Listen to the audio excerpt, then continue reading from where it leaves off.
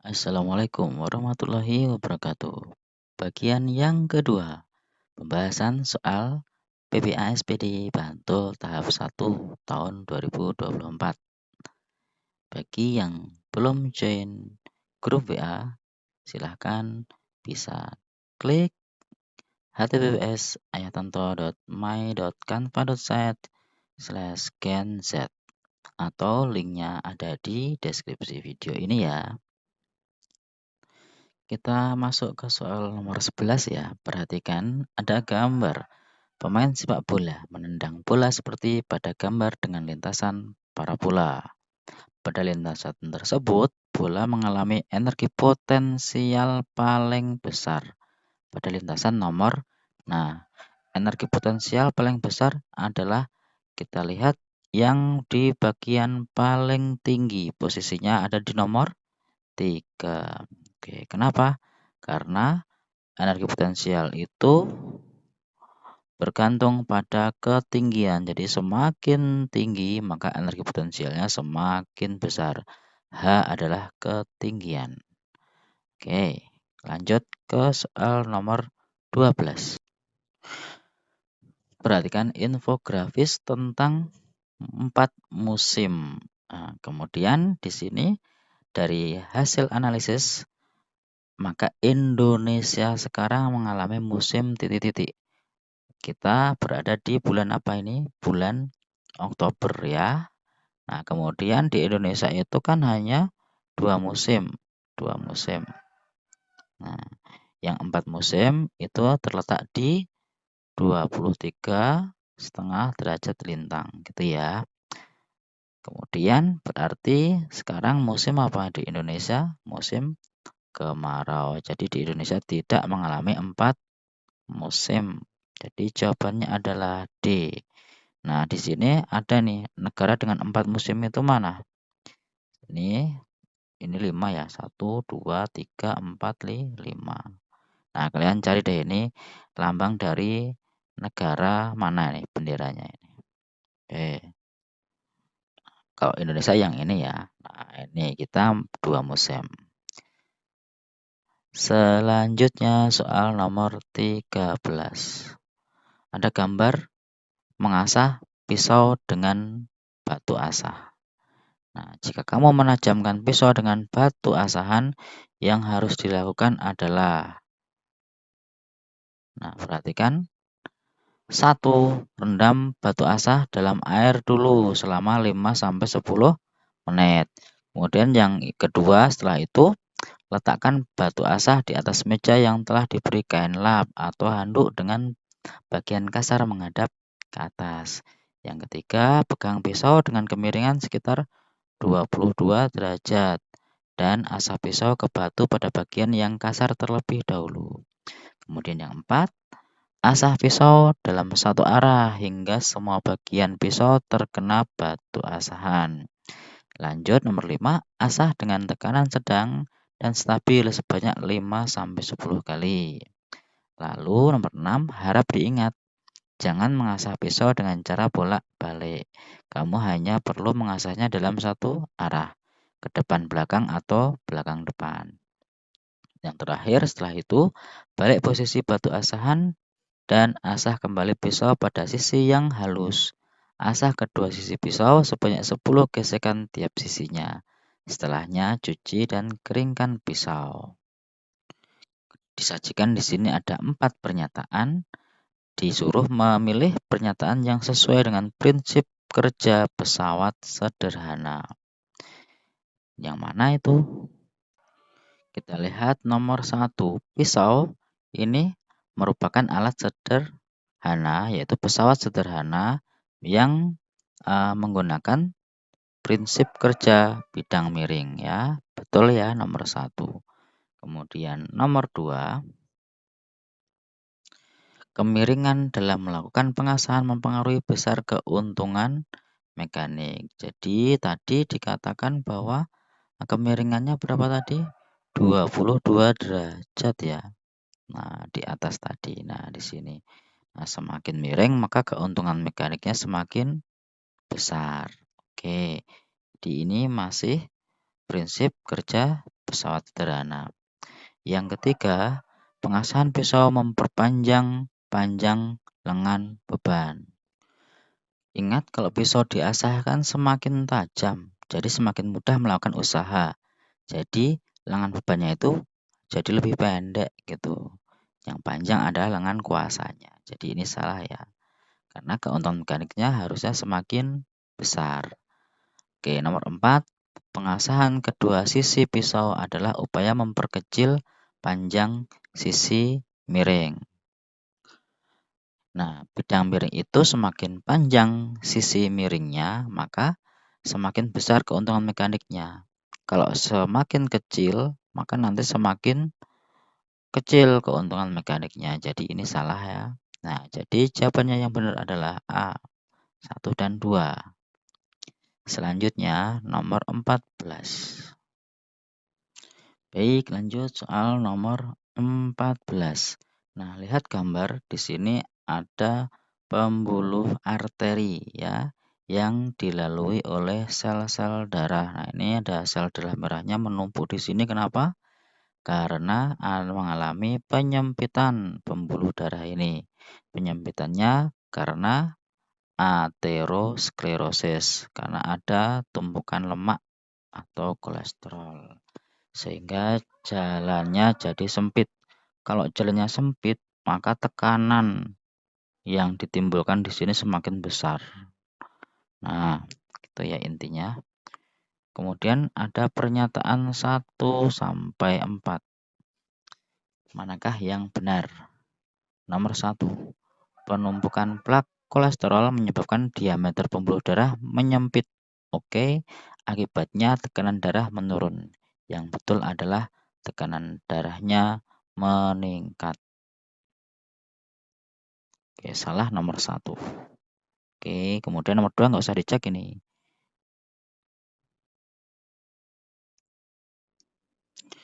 Nomor 3, pecahnya pembuluh darah akibat penumpukan plak kolesterol menunjukkan bahwa dinding pembuluh darah tidak mampu menahan tekanan darah. Nah, karena tekanan darahnya itu sangat tinggi, maka ini dinding pembuluh darahnya tidak mampu menahan tekanan tersebut. Jadi nomor 3 yang betul. Maka jawabannya 2 dan 3. Soal nomor 15. Soal nomor 15. Perhatikan gambar terjadinya gelombang tsunami ya. Di sini ada data, namun nggak jelas begitu ya. Intinya adalah bahwa kecepatan gelombang tsunami ini bergantung pada kedalaman laut ya. Jadi pada kedalaman 7.000 meter kecepatannya mencapai 900-an km per jam. Kemudian tinggi gelombangnya di tengah laut tidak lebih dari 60 cm. Semakin ke tengah, maka ketinggian gelombangnya adalah hanya semakin kecil begitu. Kemudian di sini perhatikan, nah ada beberapa pernyataan berdasarkan kalimat ini. Jika pada suatu saat tsunami memiliki panjang gelombang antara dua puncak. Jadi misalnya ini gelombangnya ya. Panjang gelombang ini adalah lambda adalah 120 km. Jadi yang namanya panjang gelombang itu adalah jarak dua puncak yang berurutan. Kemudian selisih waktu antara puncak-puncak gelombangnya 10 menit. Jadi dari puncak yang satu ke puncak yang berikutnya ini ditempuh dalam waktu 10 menit atau waktu untuk menempuh satu gelombang itu namanya apa? Periode. Periodenya 10 menit. Maka ada pernyataan nomor 1. Cepat lambat gelombang tsunami 706 km per jam. Benar atau salah? V sama dengan lambda bagi T. Kita bisa hitung lambdanya 120 km dibagi waktunya 10 menit.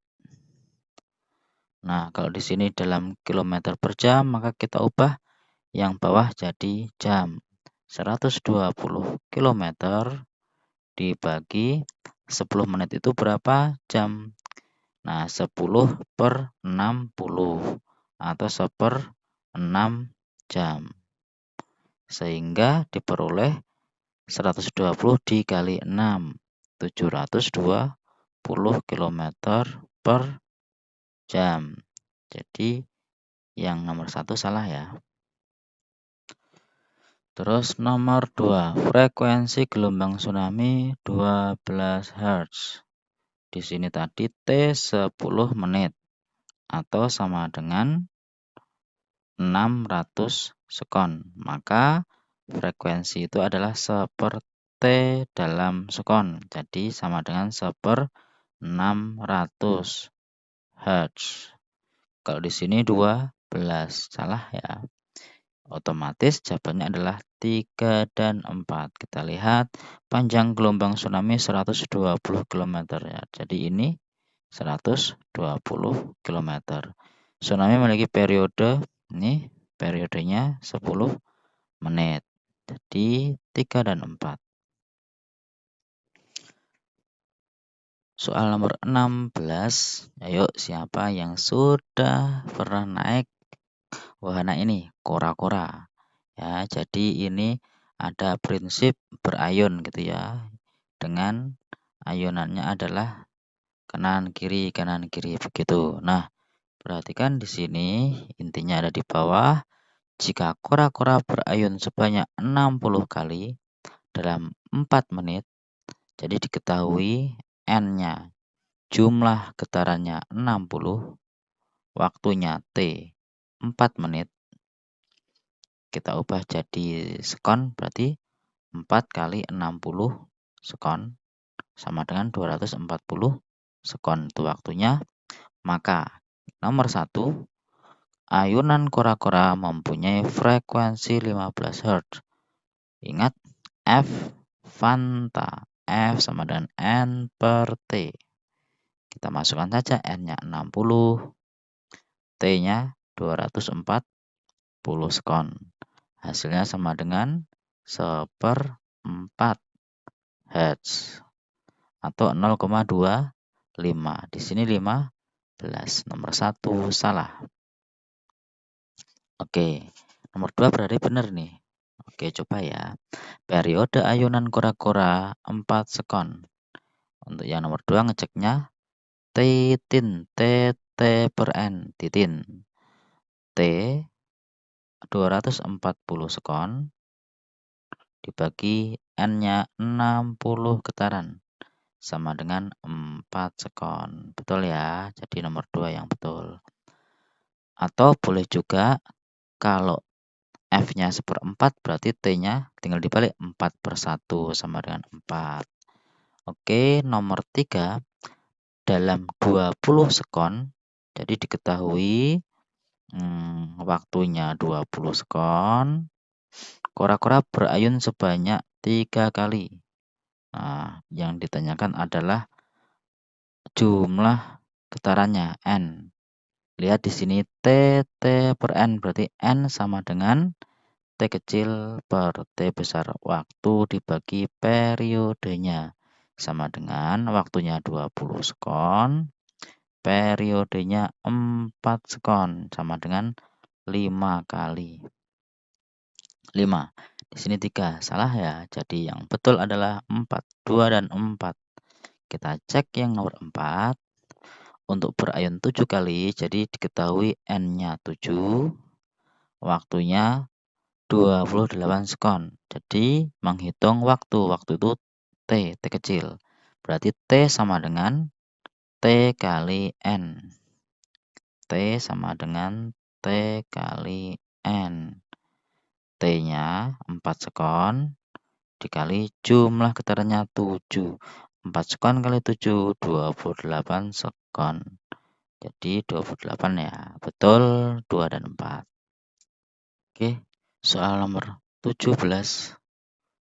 Fenomena sandok yang kadang disebut juga parhelion adalah fenomena ketika kita bisa melihat adanya kumpulan cahaya tambahan di kedua sisi matahari. Kadang kumpulan cahaya ini bisa terlihat seperti bola yang membuat kita berpikir kalau cahaya ini adalah matahari tambahan. Perhatikan ini gambarnya ya. Di sini ada heksagon kristal yang bisa membelokkan cahaya 22 derajat. Nah, ingat pembelokan berarti pembiasan. Sandok terjadi ketika cahaya matahari bersinar menembus kumpulan lempeng es kristal heksagonal yang tersusun secara horizontal di langit yang mengakibatkan cahaya itu dibelokkan dengan sudut minimum 22 derajat. Proses ini bisa disamakan dengan proses terciptanya pelangi yang terbentuk karena cahaya matahari yang menyinari tetesan air di angkasa. Fenomena ini bisa muncul di mana saja dan kapan saja. Namun, ia akan lebih mudah terlihat ketika matahari berada pada posisi yang lebih rendah dari horizon saat terbit atau terbenam. Nah, pada matahari terbit, matahari akan naik semakin tinggi, sandok pun akan bergeser dari sudut 22 derajat. Ketika matahari menjadi lebih tinggi lagi, sandok pun lenyap. Umumnya sandok berwarna merah ketika ia berada pada jarak terdekat dari matahari. Ketika ia semakin menjauh dari matahari, warnanya akan berubah mengarah ke biru. Perhatikan pernyataan berikut ini. Mana yang benar? Yang nomor 1, lempeng es kristal heksagonal memiliki kerapatan optik yang berbeda dengan udara sehingga mampu membelokkan sinar matahari yang mengenainya. Jadi karena terjadi perbedaan kerapatan, maka dari udara yang kurang rapat menuju ke yang lebih rapat, maka cahaya itu akan dibelokkan mendekati garis normal gitu ya. Nah, jadi ini peristiwa pembiasan. Jadi yang A benar. Yang nomor 1, maaf.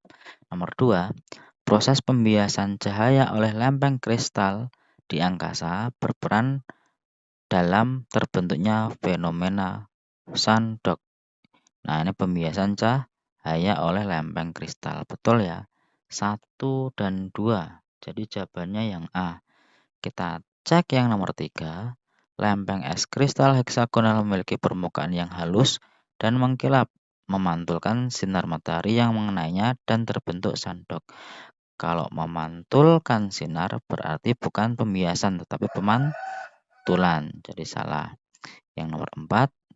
Pada siang hari tidak terjadi sandok karena lempeng kristal sudah mencair.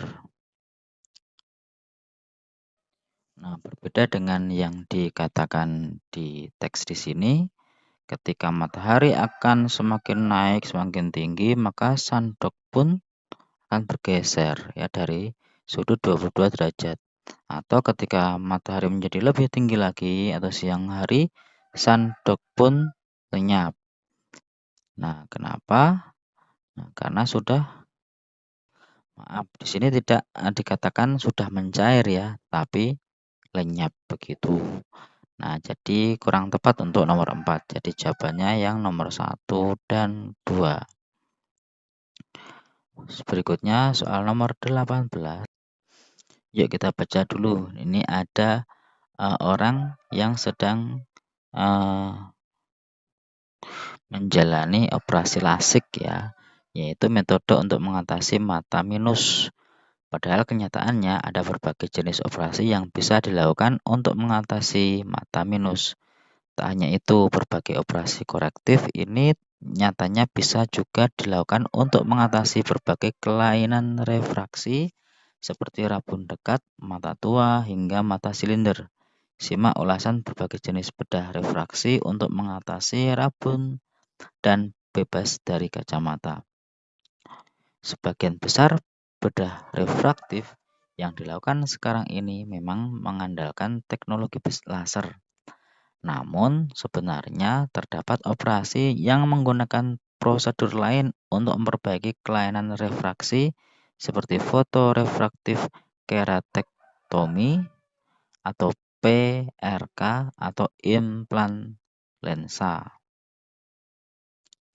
Nah, meskipun berbeda cara, operasi yang dilakukan sama-sama bertujuan mengubah bentuk kornea sehingga mata bisa memfokuskan cahaya pada retina. American Academy of Ophthalmology menjelaskan operasi refraktif akan mengurangi kelangkungan kornea yang terlalu memanjang pada mata rabun jauh atau miopi. Sebaliknya pada rabun dekat hipermetropi, kelangkungan kornea akan diperpanjang karena awalnya bentuknya terlalu mendatar. Oke, perhatikan pernyataan berikut ini. Nah, yang diminta adalah mana pernyataan yang benar. Nomor 1, dengan operasi refraktif, mengubah kelangkungan kornea pada mata yang semula terlalu panjang menjadi normal. Nah, yang ini, kata-kata ini merujuk pada penderita miopi atau rabun jauh. Nah, mengakibatkan bayangan benda yang dibentuk lensa mata bergeser semula di belakang. Lihat apakah semula di belakang. Nah, penderita miopi atau rabun jauh itu semula bayangan ada di depan retina, bukan di belakang. Nah, kemudian setelah dioperasi maka nanti memang akan tepat jatuh pada retina gitu ya. Jadi nomor 1 salah. Nomor 2, bentuk kornea mata yang terlalu memanjang atau mendatar tidak mempengaruhi jatuhnya bayangan benda yang dibentuk oleh lensa mata. Nah, ini yang pertama, yang terlalu memanjang berarti rabun jauh atau miopi. Kemudian yang terlalu mendatar itu adalah yang hipermetropi atau rabun dekat. Ini akan mempengaruhi jatuhnya bayangan yang dibentuk oleh lensa mata. Kalau miopi jatuhnya di depan retina, kalau hipermetropi jatuhnya di belakang retina. Jadi nomor 2 juga salah. Oh, dengan demikian jawabannya 3 dan 4. Kita lihat nomor 3. Operasi refraktif mengubah kelangkungan kornea yang terlalu mendatar. Nah, yang di sini berarti ke rabun dekat ya. Dapat diterapkan bagi penderita rabun mata yang biasanya mempergunakan kacamata berlensa positif. Benar ya, rabun dekat biasanya dibantu menggunakan kacamata berlensa positif atau cembung. Kemudian yang nomor 4, kornea mata yang terlalu memanjang, berarti yang miopi atau rabun jauh, mengakibatkan bayangan benda yang dilihat mata jatuh di depan retina. Ini tadi ya. Jadi nomor 4 betul. Nomor 19, soal kelistrikan pada sel saraf. Kerja sistem saraf memanfaatkan sistem kelistrikan, yaitu sinyal-sinyal saraf dari reseptor sampai kepada efektor melalui aliran partikel-partikel bermuatan listrik positif yang searah dengan aliran impuls. Semakin banyak ion-ion bermuatan yang dialirkan, semakin banyak impuls saraf yang disalurkan. Akibat dari partikel-partikel bermuatan listrik dalam tubuh manusia menyebabkan manusia dapat tersengat listrik atau dialiri oleh arus listrik. Perjalanan impuls saraf menuju ke efektor atau otot sangat cepat karena proses kelistrikan pada sel saraf. Hal ini berbeda dengan pengantaran sinyal menggunakan zat kimia, misalnya hormon yang bersifat lambat. Sel saraf terdiri atas 3 bagian, yaitu badan sel saraf, dendrit, dan akson atau neurit. Sistem saraf berfungsi untuk menerima, mengolah, dan mengirim rangsangan yang diterima panca indera. Rangsangan ini disebut dengan impuls. Perhatikan gambar sel saraf berikut ini. Lanjut. Perhatikan penonjolan badan sel berbentuk panjang dan silindris. Setiap satu sel saraf hanya memiliki satu akson. Ujung akhir akson disebut dengan terminal akson. Terminal ini memiliki beberapa percabangan dan berbonggol. Pada bonggol inilah akan dilepaskan neurotransmitter dan disebut sebagai bonggol sinapsis. Berdasarkan gambar di atas, perjalanan kelistrikan dimulai dari dendrit badan sel akson terminal akson. Kecepatan kelistrikan pada saraf dipengaruhi oleh diameter serat saraf dan selubung mielin. Akson tanpa mielin dengan diameter 1 nanometer mempunyai kecepatan 20-50 meter per sekon, sedangkan akson dengan diameter 10 nanometer mempunyai kecepatan 100 meter per sekon. Pada serat saraf bermielin, aliran sinyal dapat meloncat dari satu simpul ke simpul lain. Berdasarkan teks tersebut, pernyataan yang benar adalah titik-titik. Yang nomor A. Kelistrikan pada saraf ditentukan banyaknya ion-ion positif. Perhatikan di bagian atas di sini, karena ada semakin banyak ini partikel bermuatan listrik positif, maka nanti akan terjadi aliran listrik, begitu ya. Nah, kemudian berarti benar nih jawabannya. Kita cek yang berikutnya ya. Yang B, diameter mielin tidak mempengaruhi terhadap kecepatan kelistrikan pada saraf.